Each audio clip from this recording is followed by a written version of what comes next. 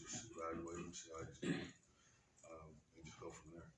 The fact that he's listed for a second game, is there any more concern over that injury than there might have been on Thursday night when it first popped up? No, I think if we have to err on the side of caution, being cautious with him. Right now he's just warming up, and we'll see how he goes today. 6 games in now, I think, for Chris. Is he at a point where you think maybe tonight or in this next week he's going to be at a point where his minutes can increase, or is that still kind of a day-to-day? No, his goal is for his minutes to increase. When will that be? We don't know 100%, but love the way he's playing. He's heart and soul out there, so we're a much better team when he's on the floor. But right now, we're just evaluating him game to game. I know Indiana can maybe make you guys make teams play differently or at a different speed, but if Dame can't go, how important is it that I guess that you do have Chris for however many minutes it is tonight to kind of help that offensive load a little bit? Well, I think all our guys are terrific. I thought all our bench guys that are coming in, I'm 100% confident in putting them in the game. Cam he played some really good basketball last couple games, even Dre. But yeah, Chris gives us another ball handler, another scorer out there. But I'm not hesitant to call on anybody off the bench. I think our guys have been great so far. Coach, what are your thoughts on Malik Beasley's performance so far this season? I think he's been terrific. He's really bought in on playing hard on both sides of the ball. He made some tough plays for us the last couple of games. He's been, one of those guys that have been able to ignite us with his play, either through his defense, getting deflection and steals, or knocking down some big shots. And he's done that in the last couple of games. So extremely pleased with his performance so far. Depending on where you look up the stats, about 50% of the team's shots against you in zone are 3-pointers. Do you feel like, obviously you want to keep teams on the lane, that's why you run the zone, but is there some sort of balance where it's too many threes, like you're forcing too many? No, I think they're hitting threes regardless, zone or in hand. You have to do a better job of just contesting with more urgency, understanding personnel a little bit better. And teams have been shooting it at a high rate and making it at a high rate. But that's something that we continue to examine and get better each game. But yes, we do have to protect the three-point line much better. Coach, this is an Orlando Magic team that defends the basketball well, allows the 5th fewest points per game this season, different from seasons past.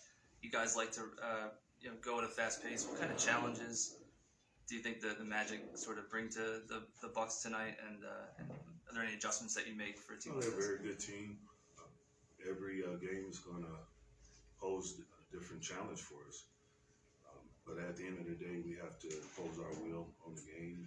We have to be strong with the ball.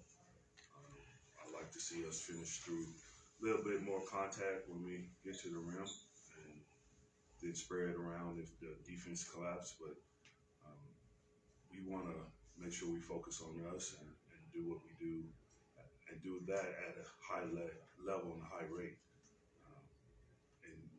They're tough. They're tough. They got size. They'll beat you up on the glass. So we got to be ready. Every game is tough. Every game you're gonna get your opponent's best. So we just got to be ready to go coming out the gate. I know Joe was the one making the decision at the end of last game, but I'm curious, when you're looking at a closing lineup, you guys have done a couple different configurations. What are you looking for or trying to get in that moment? I think first, I thought Joe did a tremendous job of keeping us in the game and putting us in a position to win. He's a veteran. He's done this before, and you could tell. So I thought my staff did a tremendous job. Good teams, Indiana made some adjustments down the stretch where they started doubling Giannis. But I thought we had the right people on the floor. We had another ball handler in Cam and Chris, and it's something just to learn from. I don't know if we got a little winded down the stretch, but that's what's going to happen. Teams are going to double. Giannis had 54 54 at the time or 56, something like that. So they're going to go after him. So, we watched film on it this morning, finding ways to get better. But I thought everyone did a tremendous job down the stretch. But there's always room for improvement.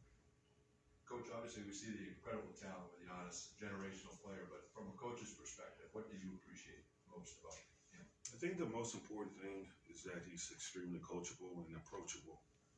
And I think we have a really good relationship. I try to listen to him, and he's open to, my ideas and what I'm trying to do.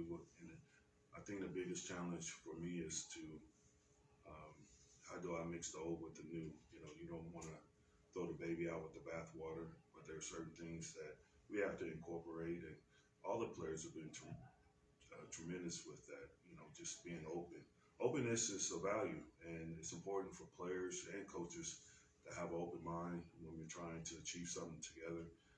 But he's the main one that's just been super supportive, and but I also try to listen. When he has something important to say, I definitely listen. But when you have your best player that's extremely coachable, and you can coach the team through your best player, you have something special.